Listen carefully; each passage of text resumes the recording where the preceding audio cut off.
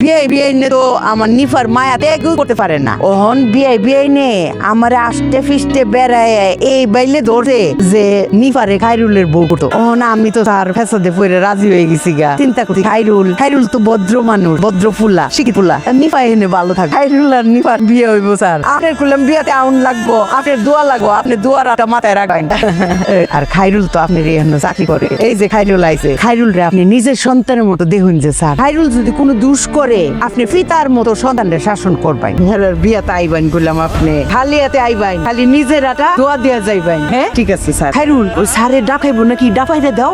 একটা মিনিট, নাম নিয়ে এসছি। আচ্ছা তাহলে আপনি চা খাইন, আর কিছু তান খাইবেন, চেয়ারে কাটতে দিমু। বিয়া পেলাম আপনি আইবেন, কথা কিন্তু দিছেন, আপনি দোয়া কিন্তু দিবেন। আমার খাইরুলের বিয়ে এত বড় হয়ে গেছে। চা খাইতেছি দেখতেছিস না? আচ্ছা টাকার পরে তোর এটা নিয়ে চিন্তা করতে হবে না, চা খাই থেকে। আচ্ছা আপনি আসলে চাচ্ছেনটা কি বলেন তো আমাকে? আপনাকে এর আগে বারবার বললাম যে এখানে আর আসবেন না, আপনি আবার কেন আসছেন? এই সংসারে শান্তিটা নষ্ট করতে কি চান কি আপনি বলে বলেন আমাকে প্লিজ। আমি কিচ্ছু জানি না, আমি পুরো খাইরুলের আশেপাশে কেউ থাকছে, কেউ কিছু জানবে না। আমি কাউকে কিছু জানতে চাই, আমি খাইরুলের সাথে একটু থাকবো। এটা হয় না। গত 27 বছরে আপনার মন যেটা চায় নাই, এখন ফাঁকা করে আইসা আমাদের এই সংসারে অশান্তিটা কেন করতে চাইতেছেন বলেন তো? আপনি এখান থেকে গেলে আমি খুব খুশি হব। আপনাদের কোনো শান্তি নষ্ট হবে না, বিশ্বাস করেন। আমি আজ জোর করে আপনার কাছে অনুরোধ করছি, একটু থাকে প্লিজ। সম্ভব না। 1 নম্বর কথা। 2 নম্বর কথা হলো খাইরুল আপনার কোম্পানিতে চাকরি তো জয়েন করছে, এটা জানলে আমি তো আপনার এখানে ওটা চাকরি করতে দিতাম না। আমি আমার ছেলেকে তো হারাতে পারবো না। আপনি দয়া করে চলে যান। এতদিন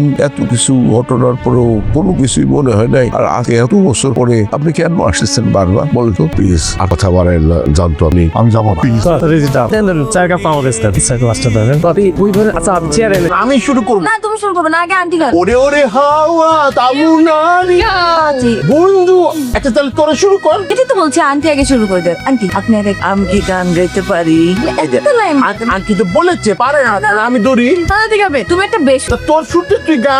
আন্টি আগে গাবে, তারপরে সব। আন্টি একটা লাইন বললেই হবে, তারপরে আমরা ধরে দিচ্ছি গান।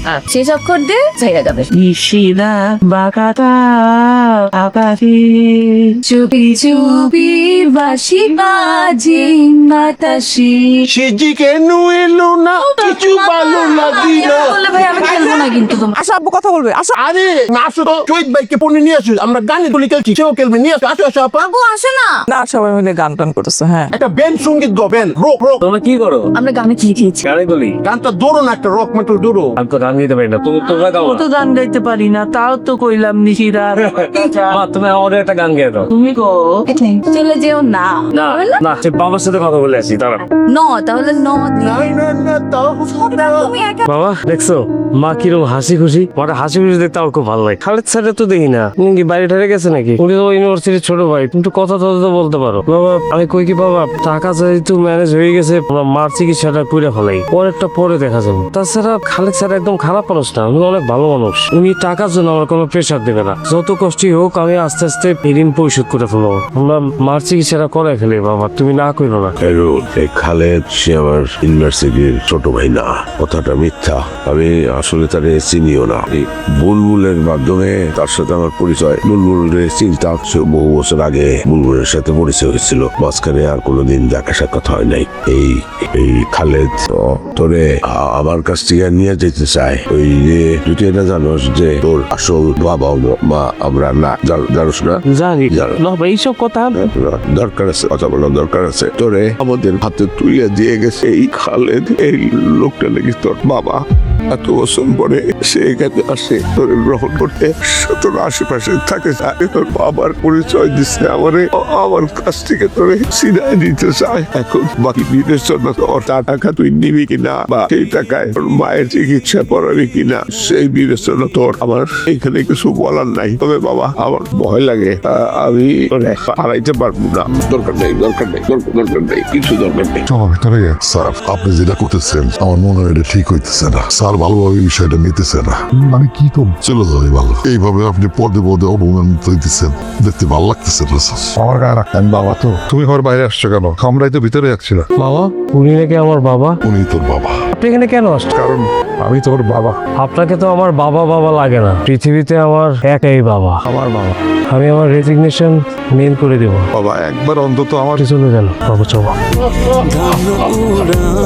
আমার একটা অনুরোধ, খাইরুলরে আপনি নিজের সন্তানের মতো দেখুন যে স্যার খাইরুল যদি কোনো দোষ করে আপনি পিতার মতো সন্তানদের শাসন করবেন। আমি আমার ছেলেকে হারাতে পারবো না। আপনি দয়া করে চলে যান। এত কিছু ঘটনার পরেও কোনো কিছুই মনে হয় নাই, আর আজকে এত বছর পরে আপনি কেন আসতেছেন বারবার বলুন তো? আপনাকে তো আমার বাবা বাবা লাগে না, পৃথিবীতে আমার একটাই বাবা।